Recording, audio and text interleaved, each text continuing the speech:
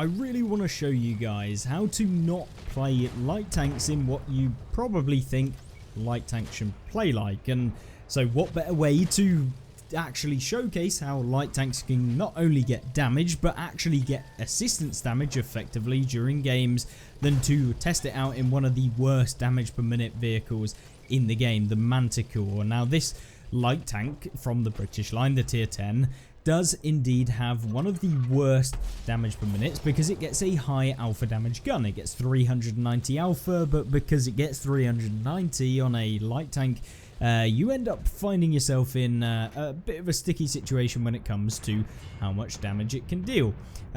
Because of course they sacrifice the reload, because you get the speed and you get the view range and the camo that this tank does get. In terms of how we've set up the vehicle, we're going for both a damage per minute with advanced loader alongside all of the camo perks and equipment that include advanced concealment, and we're running with also advanced optics to get extra view range, which means we have a crazy amount of view range compared to the amount of I guess detection range that we do have. So it means we can stay undetected for a long period of time on maps that require you to play more passively. Now in this game it is a bit of a sticky situation. We pushed up early to be able to spot the light tanks on the enemy team, so why are we now not actually staying there and maintaining our position? Well, most of the time light tanks will try and be on the move all of the time, and this is a way of avoiding damage during certain periods of time in the game. But what happens is when people play light tanks is that they think they should just keep on YOLOing, keep on moving,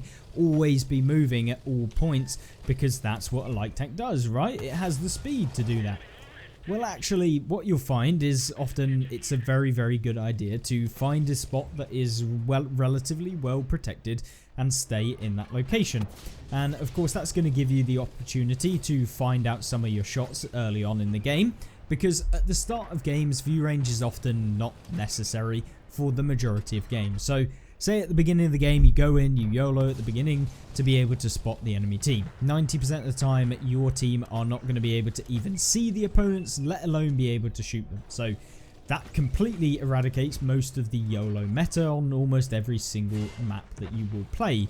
And so what's the point? Well, the point in going forward in a game like that is to be able to set yourself up for the middle and late game, because light tanks become infinitely more dangerous as you go through the game, which is what you're going to see in these two replays that we do have. This game, so far, we've missed quite a few shots. We've not had the best game so far, but we can try and pull it out the bag towards the end and hopefully come away with a little bit more damage. And there we go. We line up a shot on the EBR. Nice little one there. So now we're getting into the stage where view range does become beneficial, because what we can do is we can spot in lesser well-known regions or where there's only a few of our teammates and they're not going to be sharing the assistance damage with me because I have the best view range. I'm going to spot them first if they do make a play. Now they can surprise you, they can come up from behind you, they can, you know, come super close where you're not going to get any assistance. But if we remain in a location like this, we should be able to be alright. Now we go for a shot on the Waffly 100 here. I'm behind the bush, should be okay. And of course, if we do get spotted, we can make a hightail straight out of there and try and avoid any more damage. So let's go for another one. We do get spotted here. Now we get on the move straight away. There was no point in me keeping on moving. At that point, we might as well get damaged. There's nothing I can spot at the moment to be able to win this game. So let's just keep farming the Waffle. And in doing so, we've lowered both the tank to a one-shot now, as well as kind of taken out one of the more dangerous vehicles that could potentially pump me in the mid and late stage of the game, and kept them spotted as well. Nothing really hit them in this game, but except from us and my teammate who was next to me. So yeah, nothing really in terms of spotting damage, but at this point it's just a case of going in to try and get some damage on the Waffle. He's too slow and didn't react soon enough to be able to get one on me, which is brilliant. He's out of the game, the RNG's out of the game. Fantastic. Now we can start to go towards the enemy team. In this game, obviously, it's a terrible result so far. We are down by an inordinate amount of damage. We fire on the move. We're aiming in because we want to make sure that we do actually hit. This tank is not great at firing on the move, so if we can improve our chances, then that's fantastic. Put another one into the FE 4005 here. Now, As you can probably tell, it's a 1 versus 8. So trying to win this game, yeah, it's probably not gonna happen. So what can we do to maximize the damage in this game and hopefully come away with a win? Well, you see me here, we're doing a bit of jousting. This is what you want to do. You want to cut the angles really, really short, so it makes it very difficult for people to hit you on the move. When you are far away from a person, what you want to do is go side on, because most people auto aim, and when you're side on, the shell will travel in a different direction and therefore they can miss. If you're going directly away from them, if they're auto aiming, it can also hit you. Uh-oh, that is not what I wanted to happen. Luckily we get away with it. So even with mistakes, if you play in the right way, we're just taking a tactical retreat. My intention here, whether you were playing in a game that is this bad of a loss, or whether you're playing in a normal game, my intention is to avoid being able to be overwhelmed by like 6 or 7 tanks all at once. So maybe we can avoid damage by essentially singling out people. The UDES is fired here and we're going to have the reload advantage, and of course I low roll to leave him still alive. And there you go, he's going to hopefully try and get a shot on us, and luckily for me, he doesn't manage to do so. So what do I do here? Well, what we can do is just set up for him to come over the hill. What he does here is expose slower plate, and there you go, he's out of the game. So we use the speed, we use our mobility to get into a position that benefits us, and because it's the end of the game, people start making silly mistakes that will cost them their lives. And so with 4.8 thousand damage, it's not a bad game at all. My intention with this video is not to showcase, that, all of these tanks are super overpowered or anything like that. Light tanks are definitely not that. It's just a case of most people don't play them in the way that they're supposed to play.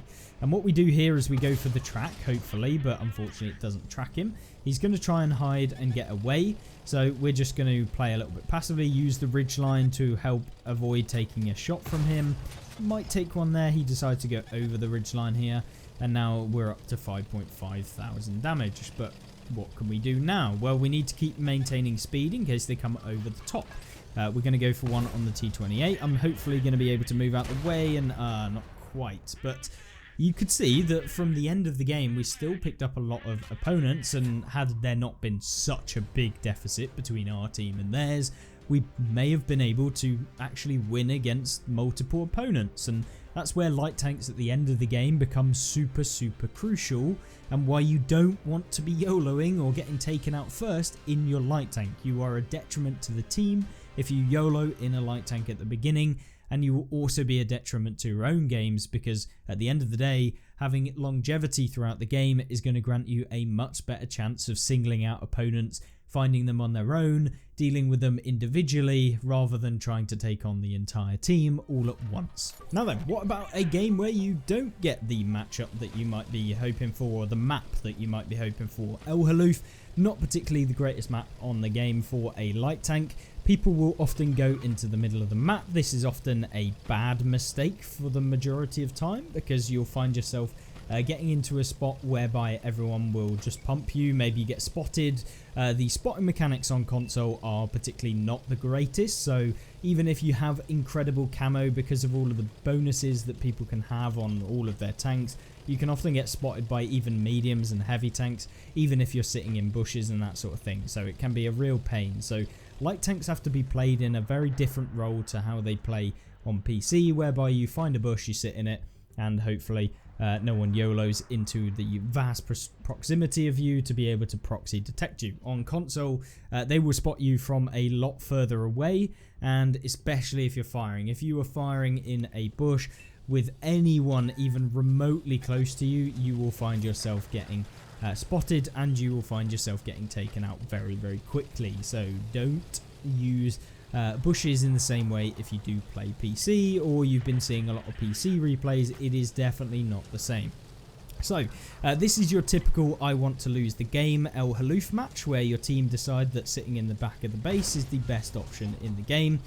Probably because half of the team, or over half of the team, are tank destroyers, because Wargaming thought it was a brilliant idea to introduce a operation which requires you to play tank destroyers. And hey ho, what does everyone have at tier 10? The broken tier 10 tank destroyers and the one-shot mechanics like the FV4005, FV215B183, Tyran, Jaegeru, T110E3, T110E4, all of these tanks that have super high alpha damage. So playing a light tank is probably the worst point as it's ever been right now because of this operation. So what a great time to try out a light tank, I guess. So with that all being said, we are going to retreat. There's no point in me staying where I was. It was going to lead to me getting taken out very quickly. So no point staying in a position, even if you think it's the right one that the team should have gone in. If you're in that position and you know full well that you've got no team support, well, that's probably on you, not your team. Because you knew that there were better options. And not to say that the team are being terrible and being in awful spots, but at the same time, yeah, you do have to take some responsibility for your own actions and try and make the best game that you possibly can out of your game. So, how can we win this game? How can we actually win this game? Well, it's all down to playing a light tank as both a spotter role for your team to be able to get just that early warning sign on a lot of the opponents, as well as kind of using your tank and the mobility in certain situations to remove tanks that are dangerous as well. So at this point, I know the team are basically just going to potato. We're going to get taken out. It's probably going to be a loss. So how can we maximize what we're doing in our games? Say if you were going for marks of excellence or just trying to improve the chances of winning in a game where you're pretty much almost guaranteed to lose. You can see here we are just taking the furthest kind of area. It's going to avoid being able to be hit by people that might be camping on their team really far back because we're outside of the render range. So if you can be outside of the render range, it makes enemy tanks very, very difficult to be able to hit you, if not impossible for the majority of players you will play against. Most of them won't understand the view range and the actual kind of render range of vehicles. So with that being said, we're trying to take out some of these tanks that are pushing our team, trying to get rid of them. And of course, one of the most dangerous tanks for me is the Sturm Tiger. It can remove us in basically one shot, if not you know, be able to take almost all of our tank's health, even if it bounces or doesn't actually, I guess, pen with the HE rounds that it does get. So here you can see we're in a bit of a sticky situation. I cannot push away from this spot. I can go down and try and brawl with tanks, but I'm in a light tank. I have no armor. Most of them have higher alpha than me. Brawling in this sort of matchup, not the good idea. You have to snipe in this situation. And this is what happens when you do play El Haloof like a passive, I guess, game where your team don't move, where they just sit in the same spot from the beginning of the spawn to the end of the game. And yeah, it can cause some real big problems. I try and track the AMX from my teammate here, but unfortunately he does have a repair kit to instantly repair. And hopefully we can get another one into his track. Can we do it? We're just aiming. Yes, we can. We put one in there. But he might have the repair skill, and because our DPM is so bad being in the Manticore, we're probably not going to be able to retrack him here. I'm going for a little shot on the cupola, we hit, but yeah, the DPM really lets this tank down, and I feel like that's a good reason to play it, because if this is the worst DPM you can possibly see in a light tank, then yeah, it's going to be nice for you guys to kind of find out how to take advantage of certain situations. You can see that the T41E1 is just wanting to YOLO over here. So what do? Well, we go towards him. There's no point in me sitting there. If I stay still, it's going to make it easier for him to hit me. And of course, we want to just basically make it a bit of a pain. You can see me here just doing some weird turns, that sort of thing. And we put one more back into him. He's going to run away now because he's realized that I'm not a complete animal. And we can try and get a shot on him. The enemy artillery is, of course, looking towards us, probably at the artillery. But yeah, hopefully we can get one more into these guys. We're not going to fully aim. We can't sit on the ridge for too long. Maybe someone auto-aims us and we get basically removed. So just want to do some quick pokes against these guys. We're going to do the same thing here. Just a one very quick one. Just making sure that we aren't going full speed over the hill to make our accuracy bloom super high. So what we do now is a 1 versus 9. You can see what sort of games I was having when playing the Manticore in this day. Yeah, not particularly the funnest when it comes to trying to do well. But we've removed the Sturm Tiger, removing one of the more annoying tanks for the Manticore to deal with out of the game. But as we always do, just trying to use the handbrake, making sure we do some weird turns, avoiding the artillery shot. We've got the tank destroyers pushing up. We've got a Object 705. We want to go past his barrel, and now we're behind him. But we've got this guy who is the biggest, I can guess, threat at the moment, because maybe we can out-traverse the 705. We put one into him, but unfortunately we couldn't quite make the turn quick enough to be able to go past the 705, and in fact maybe it would have been worth going straight in front of him, and maybe we could have got another shot off. Maybe we could have got another 2 shots off if we then YOLO'd someone else and someone missed me. But at the end of the day, we salvaged a pretty decent game in an absolute terrible fest of a game, where basically no one got over 2.6k damage other than me, and the majority of the team didn't even get over 1,000 damage, which is very surprising considering half the team were tank destroyers with a base alpha damage of over 1,000. So yeah, a little bit lackluster from the team, but we tried to do our best to at least salvage the game and come away with as much damage as possible, and hopefully kind of showcase a little bit of what light tanks can do. Obviously surviving to the end to have fantastic results is what you want to do. You don't want to be the first one out of the game in a light tank. If you were consistently the first one out of the game in a light tank, you are probably playing light tanks wrong. And yes, there are some maps where you need to be a bit more forthcoming and move up a little bit more, but often the more passive approach on World of Tanks console is the best approach to have, and staying alive to the end of the game to use your view range a little bit more, make smarter plays, and overall you're going to learn a lot more by playing light tanks in that way than YOLOing in at the beginning. So hopefully that's given you a little bit of an indication as to how to play light tanks and how not to play light tanks by going in and that sort of thing. And yeah, you can certainly pull off really good damage results in some of the least DPM vehicles in the game. So with that being said, if you've enjoyed this video, you want to see some more, then feel free to subscribe to the channel if you aren't already. But most importantly, if you want to help me out, then like the video, as that will massively help me out. And hopefully I will see you in the comment section. If you've got any questions, let me know, and I will see you in the next one. Have a great rest of the day. Goodbye.